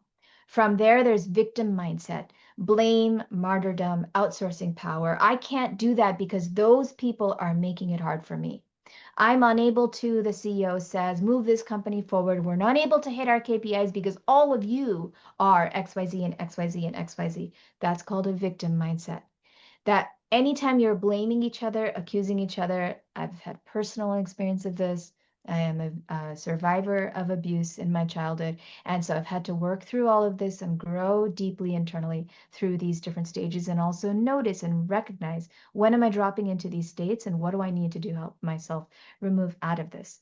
And emotional inheritance is the last part of distressed consciousness, which is that intensity that comes from our generational legacy that we may or may not be aware of. So I'm explaining to you the different levels of the different layers of consciousness. Now they're layers, which means that all five can be existing in us at one time. They can pop up at different times, and through the process of Bhakti Yoga, we purify them. And we try to move the different parts of ourselves up the different layers, not by force, not by push, but by being with. But the process of that is what we're going to be doing in the next coming months. So that's the fifth one. Now we're at the fourth one, seeker consciousness. So now we're not in distress, jigyasur. So this is unconscious to conscious states. Awareness of the emotions associated with distress. Aware of these emotions in my body, and I bring them to conscious awareness. I'm feeling. And so these are in our empathic communication in the R of the GROW process we'll be doing. So like I'm upset because I went to the temple and somebody said something wrong to me. That's distressed consciousness. Just as an example, say I come home and I say to my husband, oh my God, I can't believe it. XYZ, they did this, they did that. It's not fair. I'm in artho state of mind, artho consciousness. And my husband says, oh goodness, that totally sucks. Like, I'm so sorry to hear that. Like, what are you feeling? Now I have moved into seeker consciousness. Now I can release the state of being that I'm feeling, and I can move up. Okay, yeah, maybe it was this, maybe it was that. I'm feeling this. I can recognize that maybe I got triggered because of XYZ. Maybe I'm believing, then I question my beliefs, my projections. Maybe it was because I haven't talked to that person in a while. Like this, you start moving into a little bit more of a jigyasur state of like curiosity and intellectual, and why did that distress come? And that's beliefs, projections, power dynamics, curiosity for change. Somebody who's in seeker consciousness can be both below the line and above the line. So when we say below the line, it's this feeling that I'm not in charge of my destiny. And when we're above the line, it's this feeling of accountability, and I can change my environment, I can lead myself and lead others. So now we move to, that's distress, seeker, and now the third layer of consciousness is purposeful, artharti. I just love saying the Sanskrit on this because I never get to. Cause and effect. So purpose-driven consciousness has 4 parts to it. First, it's the first section of consciousness that's firmly above the line. Above the line means I know that by workable actions and by certain systems and processes, for us, the Bhakti Yoga, chanting of the holy name and turning to the Lord is also one of those, that I can change this, that I'm not stuck in this, that any environment I have, I can change by connecting to this Supreme Personality of Godhead. And usually when someone is in purpose-driven consciousness, they're moving. They're in motion. So cause and effect. If I do this, I can change it. Feels empowered to recognize systems and change course of action, confident that changing action will change results. Workability. So this is focusing on tasks over feelings. So people who move into purpose-driven, or someone who's at the purpose-driven, their blind spot is that they're not aware of feelings. And so they're in constant motion, they're stressed, they're pressured, they roll up their sleeves, they like lists, schedules, motion, they're constantly on the go. Prioritizes outcomes, focuses on goals driven by success and results, can become discouraged if goals are not met. So they're not process oriented, they're more goal oriented, outcome oriented. Most of us in this space who are Asian, who are Indian, are in purpose-driven consciousness because of our boost from our childhoods. We're constantly like push, push, push, pressure, pressure, let's go, let's go, let's go, let's do, let's do, let's do. Let's get those results, let's get those outcomes, and purpose-driven consciousness is helpful and it's important. The thing, the other side, the black side of it, the shadow, is that burnout, lack of commitment, and unmotivation can happen because you're not taking care of the trauma and the underlying distress part, or the seeker part. Forward thinking, above the line problem solver can be overly attached to one model, one way of thinking that has worked. So that's purpose-driven consciousness. So now we're moving up a layer and moving into knower consciousness. Knower consciousness is the Jnani. Krishna says in the 6th chapter that the Jnani is the highest of all, and Same Yukta Tamo Mata. Yoginam api sarvesham madgatin antaratmana shraddhavan bhajate yomam same yukta tamo mata. That's at the end of the chapter where he discusses the yoga ladder. And the knower consciousness is wise strategy. So many leaders in this country that are not Hare Krishnas are able to do this. They're connected to the universe or Paramatma. They're deeply rooted spiritually. There's this internal sense that I know that what I'm going to do is the right thing. Ownership, manifesting, achieving desires. They have an emotional awareness as well. It's not just actions. They understand that unmet tasks have underlying emotions connected to both relational and task spaces. They know how to motivate human behavior. They're process oriented. Instead of focusing on goals, they're focusing on tasks and metrics. And it's very in alignment with the Bhakti Yoga processes, where sadhana is your sadhya, your goal is your process. They practice daily steps and they internalize their experience. People who, if the entire organization or if a larger subset of your organization is able to rise and knows how to rise to knower consciousness. Now, it's not practical to expect that within 6 months or even 5 years, you're going to rise every part of you, from victim all the way, from distressed all the way to pure love.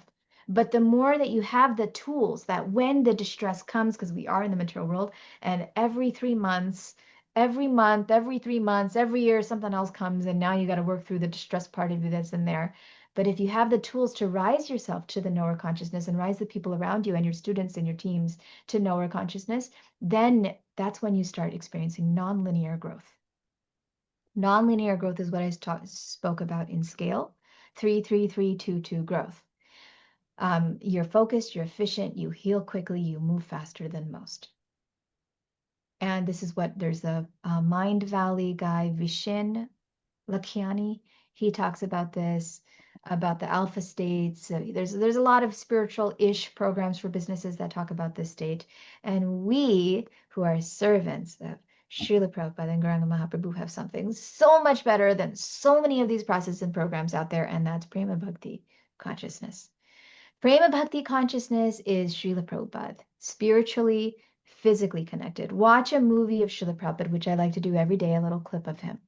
Watch how he walks and how he talks. He's running a multi-global, billion-dollar, as an 80-year-old man, and he's never stressed. Slower cadence, tears of awe, far gazing, pausing before speaking, grounded spiritual presence. And our Guru Maharaj, Pandit Srivas Prabhu, is an hour. I don't know who else is initiated by him. Giraj Swami is a prime example of this. Radhanath Swami, spiritually, physically connected, future oriented. They're zoomed out into their future selves. They're aware of how present actions and feelings will shift their future. There's a flow of rasas that are in their body. They sense that every conversation and task is embodiment from the spiritual realm. They are connected to the 5 rasas, relationships with Krishna in pure love, Vatsalya, Madhurya, Shanta, Dasya, Sakhya. They know that, oh, right now Krishna is speaking to me as a friend. Oh, this person has come and spoken to me. That's Krishna trying to whisper to me that I need to do this or I need to not do this. They see every conversation as direct messages from the Lord.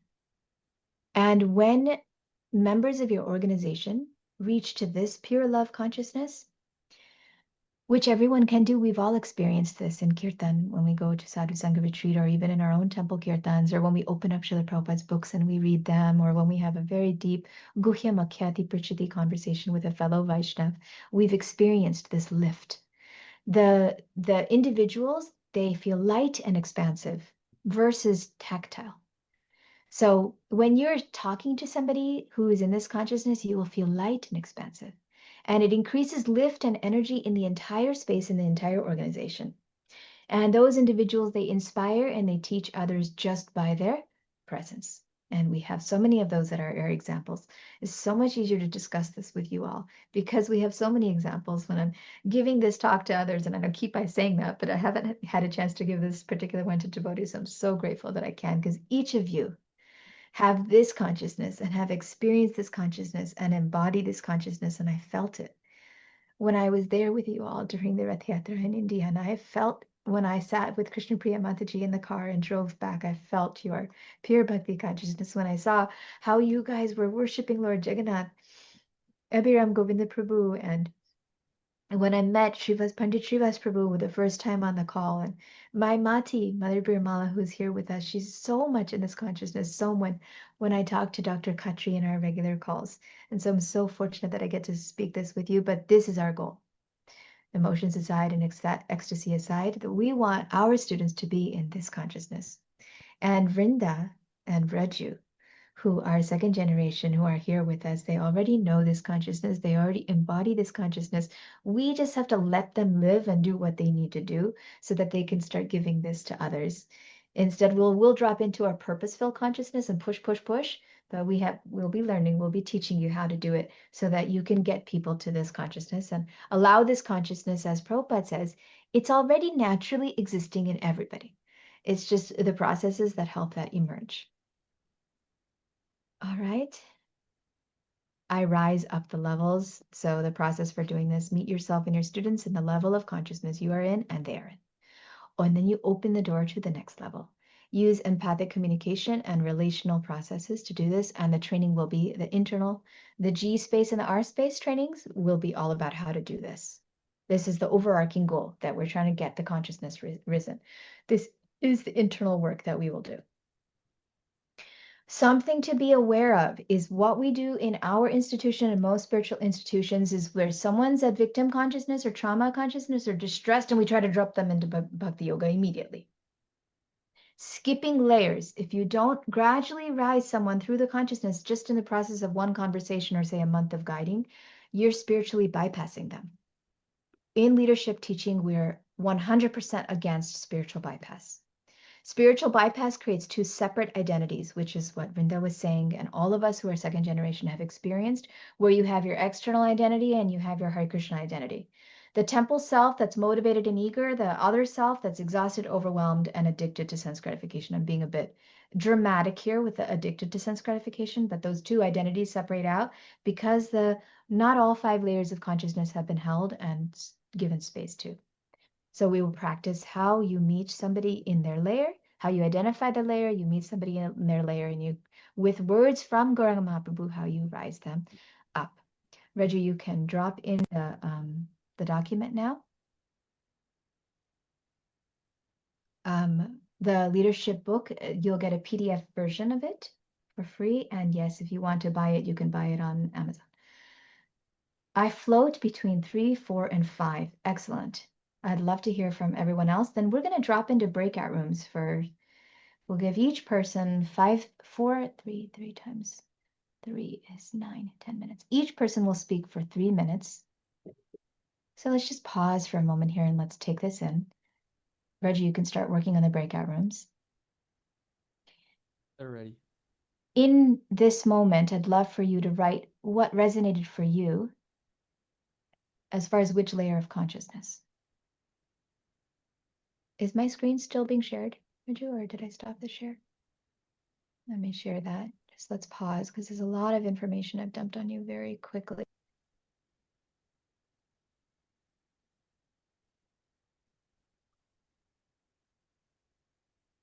Which one do you relate to? Which one do you want to? Just think and do some journaling on your own for a few minutes, 1 or 2 minutes. Because then you will go into breakout rooms and you will discuss the layers of consciousness and what your thoughts are on this. Each person will get 3 minutes to speak.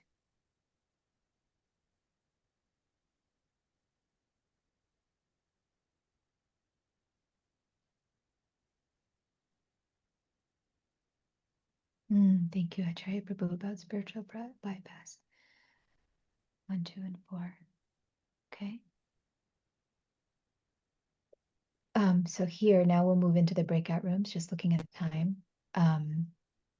Rajikishore Prabhu has shared a Drive document. That's these slides. In the breakout rooms, I'd love for you to discuss with each other what out of everything resonated, not just the layers of consciousness, but the growth process, what just is on your mind.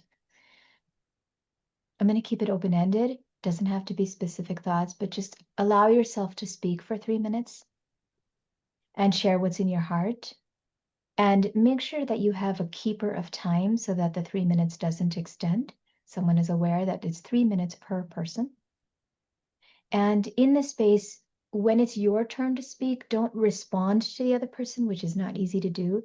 Focus on now what you're going to speak, so that you also get a chance to think of your thoughts. We drop into conversation. We won't have time for that. We will just be in a space of listening when someone is speaking, and then speaking our own thoughts when we're speaking. Is that clear for everybody? Yes. And the person with the highest alphabetical name, so if your name begins with A or B or C or D, will start first. And like that, because then that takes out that time of, oh, who's going to start and who's going to talk first. Okay? I got a lot of A's here.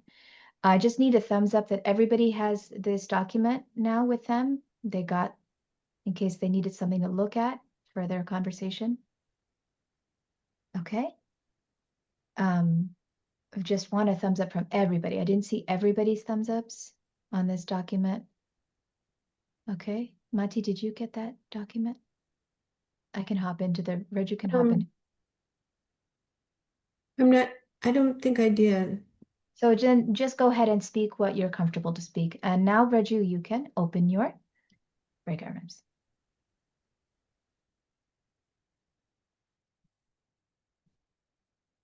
We're coming back in 10 minutes.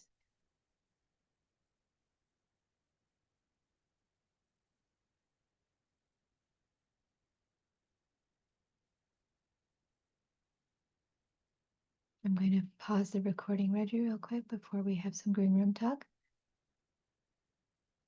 Acharya Prabhu, you saw your breakout room there? And Karuna Mataji?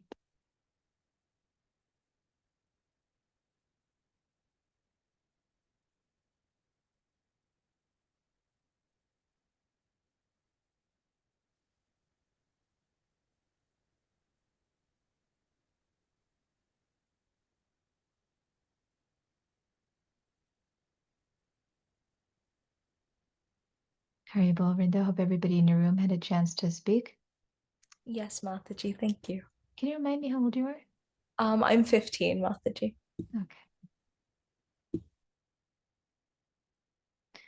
All right, we're waiting for one room participants to come back in about 30 seconds.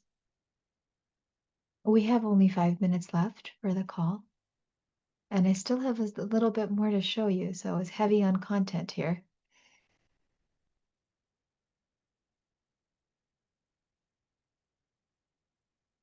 And a little less interactive this particular time.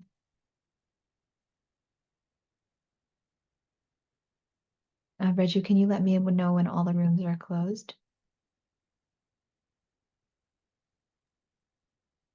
So the last part of our process is I commit. So you learned the I rise, and now we just have a simple internal commitment that is required and requested. For every individual in the space, you're already committed to all of your services, volunteer service. And Pandit Srivas Prabhu has carefully vetted, thought about who are the leaders in this space that can bring this vision about. But a personal commitment is required from each team member. You want to rise up the layers of consciousness to pure love. You want to embody pure love for the Lord where they're working through you. You want nonlinear growth in your service. You want to grow individually, collectively, internally, and externally. You want, and I want, to be a part of a Bhakti community that revolutionizes the population of Indiana. You want to make an impact in the lives of your students of the Indiana Bhakti community.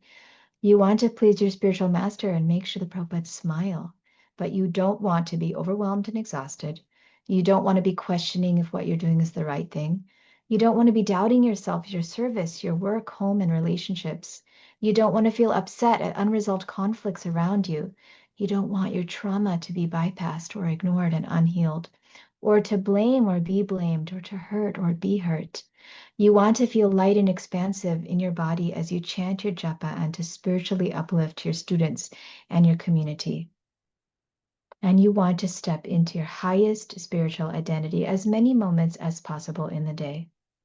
So the commitment that our C-level executives make for leadership teaching processes is $9,000 per month for their own development, 2 calls a month, and $9,000 per month for a team workshop. So these team workshops that I'm giving to you right now is $9,000 per month that schools are existing paying and teams are existing paying. And Dr. Khatri here, who runs a multi-million-dollar business, is a C-level executive of leadership teaching and leadership parenting programs. And this is what she is offering right now for this commitment. Of course, in ISKCON and as Bhakti Yogis, you're not doing it for the money, you're doing it volunteer. And with our, with Sri Gauranga Mahaprabhu's guidance and working with Pandit Srivas Prabhu, oh, there's some more slides here, just talking to other people who are doing this. I'm going to move past this because we're short on time. We decided that for the Bhakti educators, we would lessen the price. And the price would be $5,000. So this is what existing Hare Krishna educators and parents paid last year. $5,700 per month per Bhakti educator. It came out to be about, per 6 months, came out to be about $950 per month per Bhakti educator. Existing Bhakti teachers whose testimonials are here, who I've trained and guided, that's what they paid for this program. And a personal commitment is required, but with Pandit Srivas Prabhu's already institutional commitment for the ISKCON Indiana program, he is already offering significant amount. We have come up with a special price for each individual commitment, and that's $100 per month. This will never be offered again. This was never before seen price that people, my team is like, you're nuts. But the thing is that each of you are already 100% committed because of what you're doing. And so in order to have this process, this is our request, that you commit to yourself by offering $100 a month to Pandit Srivas Prabhu, that I am committed as a Bhakti educator and Bhakti leader, and that I will show up. And we'll figure out the details of the showing up. My desire is, as you see, I had to rush through this. My desire is spaciousness, that we do twice monthly calls and 2-hour sessions for each month, each thing. So every other Sunday, we do a 2-hour session. My desire is a 3-hour session, one of those, so 1 3-hour, 1 2-hour, 1 3-hour, 1 2-hour. My true desire is that I come in person there and do a full workshop every month with each of you as we build this community. But let's be realistic and as to all of our time commitments. So the $100 and the 2-hour session twice monthly is what I'm requesting. If we can make it a 3-hour session and a 2-hour session, that's my ideal. This is something for you to discuss with Pandit Srivas Prabhu, for you to think about, and then we can get started. There's also an online circle community where you'll get the handouts and the PDFs and the recordings will be placed up, and we'll discuss all of that in our next call. So that is the completion of this program. And we remember Sri Gauranga Mahaprabhu as we end Ajanu Lambita Bhujo Ganakavadato Sankirtaneka Pitaro Kamalaya Taksho Vishvambharo Dvijavaro Karunavataro Vande Jagat Priyakaro Yugadharma Palo. My obeisances to all of you.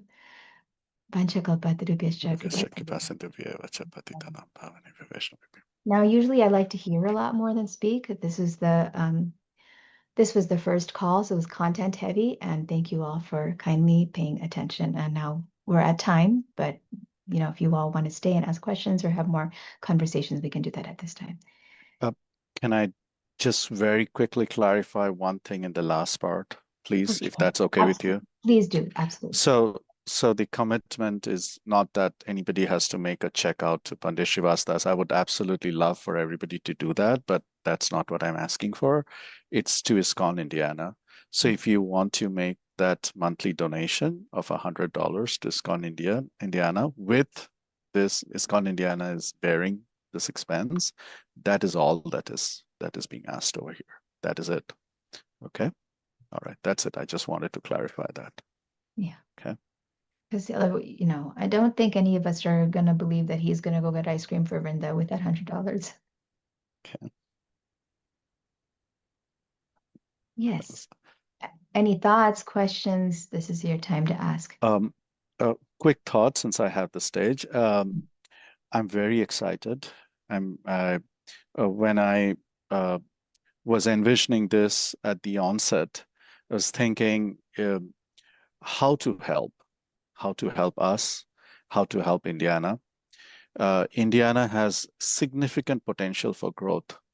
But I wasn't thinking about it like, oh, okay, let's build a temple, grow, get people in. I was thinking like, look, I'm suffering in my life. And there are many, many people who I'm aware of who are also suffering. And then there are so many hundreds and thousands of people we haven't even scratched the surface out there in Indiana who are also suffering. How should we have the tools and the means and mechanism to alleviate some of this suffering, to at least expose people to what really matters in their life, because time is running out for everyone, including myself. And I don't see us making as big and broad and deep an impact unless we are able to solve this education requirement is almost existential for scalability of our yatra, of the Indiana yatra. And this can't be so much as like, okay, should we teach from this book or should we do that craft or whatnot? There is a place for that. That's a very good thing. There's nothing wrong with that. But there's more to it than just that. There has to be a transformation in the way we think, in the way we see, in the way we perceive, and only when our skill sets and our own cells are situated at that higher transformative level will we be able to give a similar thing to others. You cannot give what you do not have. And then how do we transform ourselves? I certainly do not have those skill sets. I don't have the acumen, nor do I have the necessary knowledge or the means and mechanisms, the processes, what have you, to have that transformation. So by Krishna's grace, by the will of Guru and Gauranga, Gopi Gita Prabhu came up, and I mean, this just happened happenstance. This wasn't something which was like completely planned at the onset. And this I took this as very deep divine arrangement, and I'm extremely grateful that somebody who is as influential, as experienced, and as she's able to. She's got the credentials. She's got the scar tissue to show for it, and I have that complete faith that if we are able to commit ourselves to this process, there will be transformation uh, at every layer, at every level. And at least we will start ourselves on this journey of personal transformation of the yatra. I am looking forward to that. I think we owe this to ourselves, first of all, and then subsequently we also owe it to the yatra and to the community, what have you, even broadly to Srila Prabhupada's movement and of our remaining time on this planet in this life. So I wanted to really thank you, Gopi Gita Prabhu, for taking us through this journey. I'm very excited. I'm anticipating that this will be a great experience for me personally, and I hope for everybody else also who stays on this journey with us. That is it. That's all I wanted to say. Share. Thank you, Panchashivas Prabhu. Thank you. It did happen, just happenstance. Krishna just somehow arranged it. Krishna wants this to happen in ISKCON. This is the first official ISKCON program now that we're doing, and I have some past trauma about that. So I noticed, my layers of consciousness having to layerize that. What really helped me was meeting you all. I haven't met Aparna yet. I've seen you, but I haven't met you, like spoken to you. But everyone else here I have met. And mostly Mataji, Malini Mataji, meeting you and knowing that you are an educator. your presence here is really big for me, yours and Vrinda's presence. No, you've been very kind, Mataji. You've been very kind. This has been very inspiring, and we're looking forward to it. Excellent, because your guidance for the other ladies is gonna be needed. Just like I have Mother Birmala who's trained in this, and Dr. Khatri who's trained in this, and you're also an educator, so it will be needed because there will also be needed crafts and all that. We also have that as part of the program. What are you gonna do with the kids? All right, absolutely. Anyone else? Just any thoughts as to like last thoughts, if you'd like to share. If anybody needs to go, because we like to be timely, feel free at this point you can head out. Reggie Kishore, I want to thank him. He last minute dropped in because my youth assistant couldn't join. So thank you, Reggie Kishore Prabhu, for being here. And yeah, any other last thoughts, questions? This is the time to think, ask. I'm sure you'll be in touch with Pandit Shivas Prabhu and Malini Mataji, and you'll be able to ask at that time. So how long is this? No, that was very How long is it? the course, the duration of this course. Pandit Shivas Prabhu has signed up for 6 months. 6 months. It's a lifetime advisor program, so I want it to be ongoing every month for years and years. Right now, we have initial 6 months commitment. Thank you. Mataji, I just want to say one thing before we all go. The 5 level of consciousness, I had read about it in the Prabhupada's book, but the way you have explained it, like relating it to the daily life, like emotional distress and how the way he has explained it was like really making sense to me, because most of the time we do it, but we don't know it that we are doing it in our heart.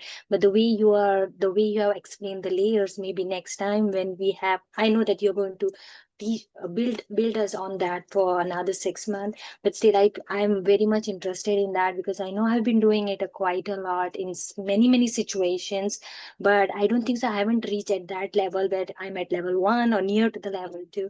So I'm very, very excited to get to a point, like get that guidance in that area. So thank you so much. And especially your voice is so nice. Thank you so much, Gee, likewise, your voice is also very sweet. Thank you, Mataji. I'm glad that we will have quite a few processes on how to deal with that, because when an 8-year-old doesn't want to do the work you want them to do, or when a parent you're meeting has conflict, or when your spouse, like learning how to work through that and how to help that is helpful.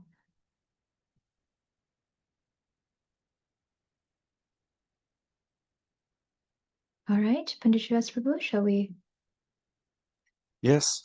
Before we end, drop in one word as to your feelings. What are you feeling? There's one word as to end feeling state.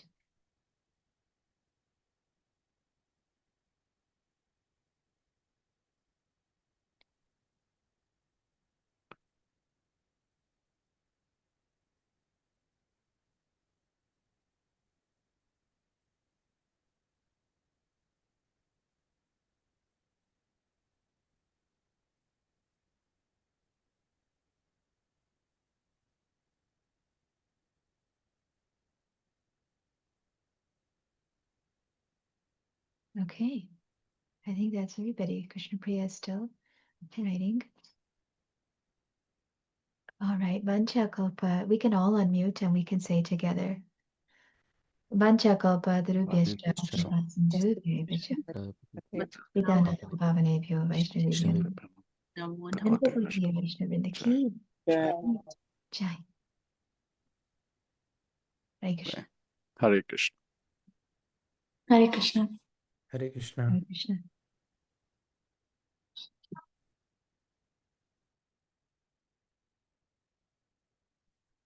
Okay, Hare Krishna.